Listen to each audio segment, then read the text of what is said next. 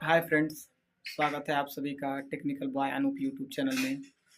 तो आज हम इस वीडियो करने के वाले माध्यम हैं से कि देखते हैं कि सीएनसी मशीन कैसे काम करता है और कैसे सोलर की मैन्युफैक्चरिंग करता है दोस्तों। तो आज हम इस वीडियो के माध्यम से यही जानेंगे कि सीएनसी मशीन के द्वारा सोलर की मैन्युफैक्चरिंग कैसे होता है। सात्विक सोलर हरियाणा की जो कंपनी है, सबसे मशहूर कंपनी है। तो आप लोग बने रहिए इस वीडियो में और ध्यानपूर्वक बस आप लोग वीडियो को देखिएगा, बहुत ही अच्छी तरह से समझ में आएगा। टोटली सोलर पीवी सिस्टम से लेकर के एक सोलर पैनल बनने तक का पूरा प्रोसेस इस वीडियो में दिखाया गया है और ये सात्विक सोलर कंपनी का ही है। तो चलिए शुरू करते हैं इस वीडियो को दोस्तों।